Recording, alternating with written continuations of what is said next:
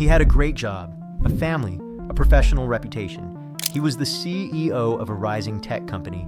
She was the head of HR. They were both married, just not to each other. And on July the 16th, at a Coldplay concert in Boston, their secret became very public. A fan in the crowd was filming the band when the camera panned to a couple in VIP. They were dancing, laughing, holding each other, the kind of sweet romantic moment that ends up on the Jumbotron. Except it didn't go unnoticed. Viewers quickly realized that wasn't his wife, and that wasn't her husband. Within hours, the clip went viral. The comments rolled in. Isn't that the CEO of... That's not who he's married to. Yikes. Even the band's lead singer made a joke on stage saying either they're having an affair or they're just very shy. By the next morning, social media had pieced the whole thing together. Screenshots, LinkedIn profiles, old wedding photos. What was supposed to be a night of music turned into a PR crisis for both of them, and within days, both executives resigned. Now on the surface, this looks like just another cheating scandal. But it's more than that.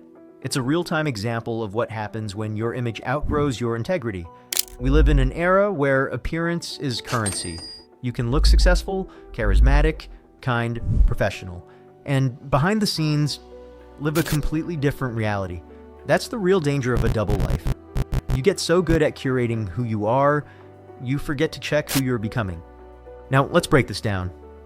First, this wasn't a mistake. It was a pattern that finally got caught. Cheating is rarely about passion or love. It's about avoidance. Avoiding hard conversations, avoiding the truth, avoiding your own disconnection from your values, your partner, and yourself. Sometimes, cheating is just an escape hack from the identity you've outgrown, but are too afraid to shed. Other times, it's self-sabotage. You've built a life that looks good on the outside, but feels false on the inside. So you subconsciously destroy it before anyone else can. It's not logical. It's emotional implosion. And when you add public visibility to private misalignment, eventually it catches up to you. This time, on camera. This is where cognitive dissonance comes in. That's the psychological tension that happens when your actions and your values don't match. Your brain knows something's off, so you start to feel anxious, you pull away, you act out, you rationalize bad decisions just to avoid the discomfort of being exposed. But the problem is, the exposure always comes. Because when your public story and your private reality don't line up, the world doesn't just notice, it reacts. You don't just lose credibility, you lose trust. And trust, once broken, doesn't come back with a press release. Now let's zoom out, because this isn't just about a CEO and a concert. It's about you, me, all of us. Where in your life are you pretending? Where are you smiling for the crowd while living a different truth behind the curtain? You may not be cheating on your partner, but are you cheating on your values, your promises, your character? Because integrity isn't about being perfect. It's about being honest, especially when it's inconvenient. Here's what this teaches us. When your identity depends on how other people see you, you'll do anything to protect the image, even if it costs you everything real in your life. The better option? Build a life that can survive being seen. Don't just look successful, be someone you can respect. And don't just seem loyal. Act in ways you'd be proud to defend.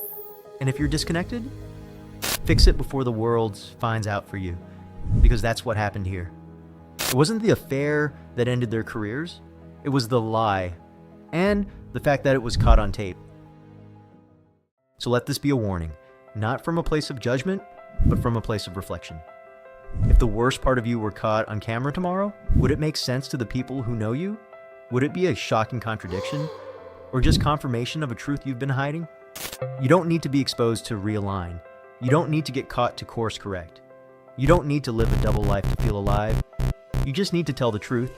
To yourself first, then to the people you owe honesty to. Because here's the real truth. You don't rise to your image when the pressure hits. You fall to your habits. And when the lights hit you, when the cameras roll, what you've been hiding shows. So build a life that doesn't need a cover story. Because sooner or later, every story gets told.